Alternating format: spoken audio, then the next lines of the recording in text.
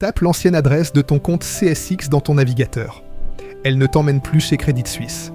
Elle t'emmène chez UBS, sans un mot. Ça s'est fait sans vote, souvent sans que tu remarques rien. Ton compte a sans doute déjà changé de banque. La vraie question, ce n'est plus « CSX va-t-il fermer ?» C'est « Es-tu d'accord avec ce que tu as maintenant ?» Dans les prochaines minutes, ce qui s'est vraiment passé, ce que tu as le droit d'exiger et, si CSX ne te convient plus, les 3 comptes qui tiennent la route en 2026. Reprenons depuis le début, avec des dates, pas des impressions. Le 1er juillet 2024, Credit Suisse Schweiz AG cesse légalement d'exister. Elle est absorbée dans UBS Switzerland AG. Ce n'est pas une rumeur, c'est une fusion actée.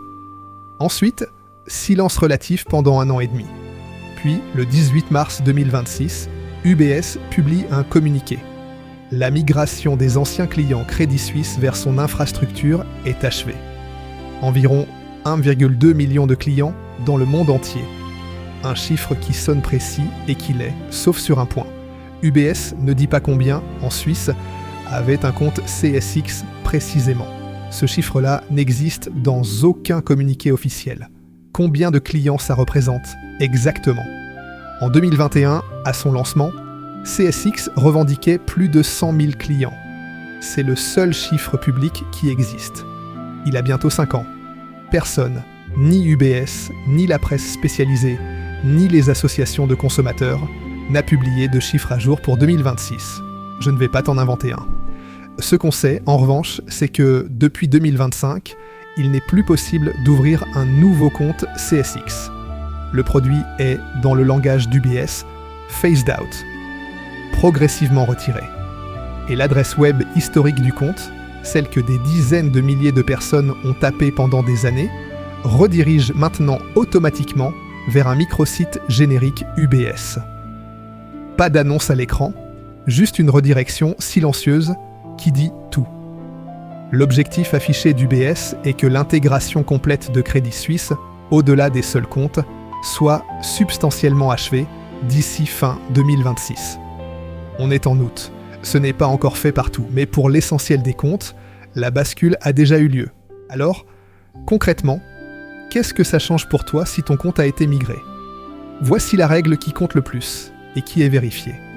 Une fois ton compte basculé chez UBS, si les nouvelles conditions générales ne te conviennent pas, tu as 6 semaines après la migration pour le signaler. Passé ce délai, silence vaut acceptation.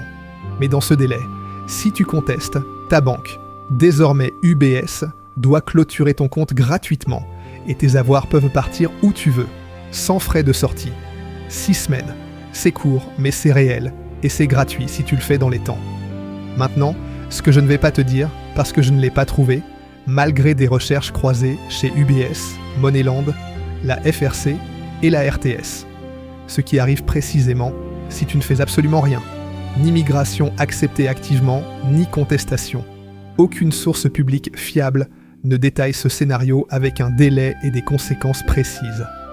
Je préfère te le dire honnêtement plutôt qu'inventer un chiffre qui rassure. Ce qu'on peut en tirer, c'est l'inverse d'un flou confortable. Ne pas vérifier, c'est prendre le risque de laisser passer une fenêtre gratuite pour partir, sans même savoir qu'elle existait. Si tu veux éviter d'improviser ce choix sous 6 semaines de pression, j'ai mis à jour sur neobanking.ch un comparatif détaillé de 3 alternatives qui tiennent la route pour un usage courant en Suisse. Je te précise que ce lien est un lien d'affiliation, ça ne change rien à ton prix, mais ça soutient la chaîne.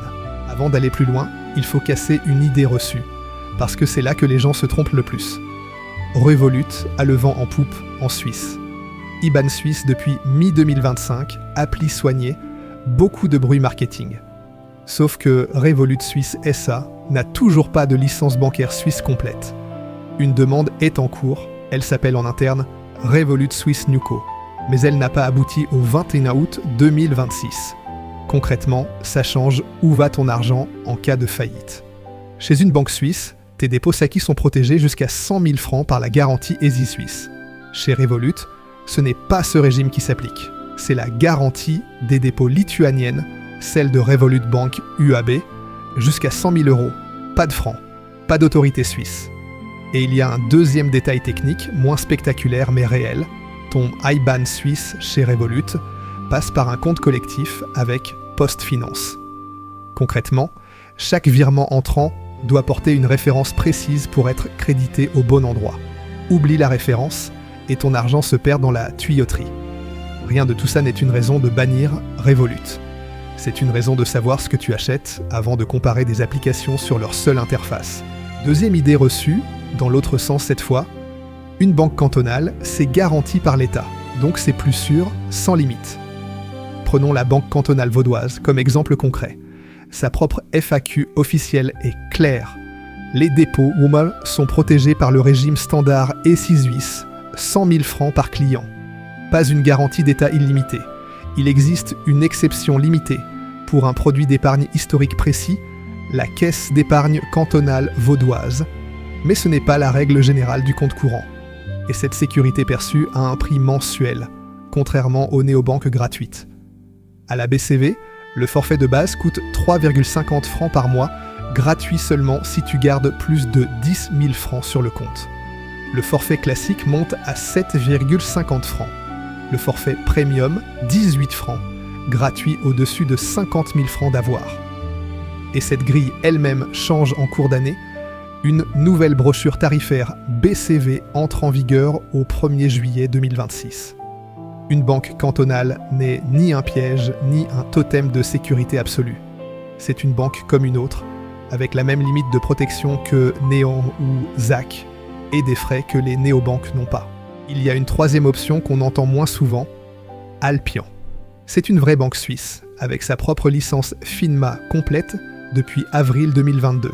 La première néobanque suisse dans ce cas, avant même You ou ZAC dans leur forme actuelle.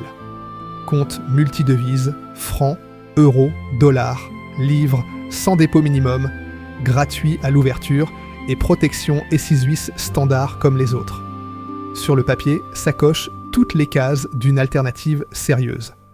Dans les faits, Alpian se positionne plutôt comme une offre haut de gamme pensée pour une clientèle internationale ou multidevise, pas comme le remplaçant direct et généraliste d'un compte CSX du quotidien. Ce qui nous ramène à la vraie question, pour un usage simple, IBAN suisse, carte, paiement du quotidien, quelles sont les options qui font vraiment le travail de CSX sans son prix ni ses lenteurs? 3 comptes suisses reviennent systématiquement quand on compare sérieusement et ils ont un point commun, une vraie licence bancaire derrière, pas une coquille. Néon. Le compte lui-même est tenu par Hypothecar Bank Lenzburg, banque suisse avec licence FINMA complète. Protection EasySwiss à 100 000 francs.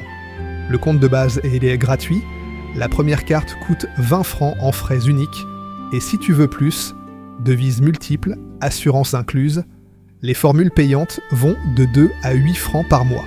Compte joint à 3 francs par personne. Yo. Les services bancaires sont assurés par Swissquote Bank, seul propriétaire de You depuis juillet 2025. Même protection à 100 000 francs, IBAN suisse gratuit. Le compte de base ne coûte rien, le premier retrait en Suisse par semaine est gratuit, ensuite 1 franc 90 par retrait. À l'étranger, 4 francs 90. Le change coûte 0,95%. ZAC, chez Banque Claire, filiale du groupe baloise Cantonal Bank, licence bancaire complète elle aussi, même protection, compte de base gratuit, épargne rémunérée à 0,20% jusqu'à 100 000 francs, et une formule ZAC+, à 8 francs par mois si tu veux plus d'options. Aucun des 3 ne te demande d'agence, aucun ne te facture la tenue de compte de base. C'est très exactement ce que CSX offrait, en plus simple à ouvrir aujourd'hui. Alors, on revient à cette redirection, au tout début. Ce n'est pas un signal d'alarme à paniquer. C'est un signal à vérifier. Ton compte CSX a très probablement déjà changé de propriétaire sans que tu aies rien signé. Ça ne veut pas dire que tu dois partir. Ça veut dire que tu as le droit de regarder les nouvelles conditions UBS en face, et si elles ne te vont pas, tu as une fenêtre de 6 semaines après notification pour partir sans frais. Pas dans 6 mois, pas un jour. Et si tu pars, tu n'as pas besoin de réinventer la roue. Néon, You et ZAC font aujourd'hui ce que CSX faisait, en gratuit, en Suisse, en réglementé. Le comparatif chiffré est sur le site, ligne par ligne. Ce n'est pas la fermeture d'une banque qui devrait t'inquiéter. c'est de ne pas avoir vérifié à temps. Abonne-toi si tu veux qu'on continue à décortiquer ce que les banques suisses ne disent pas à voix haute. À la semaine prochaine.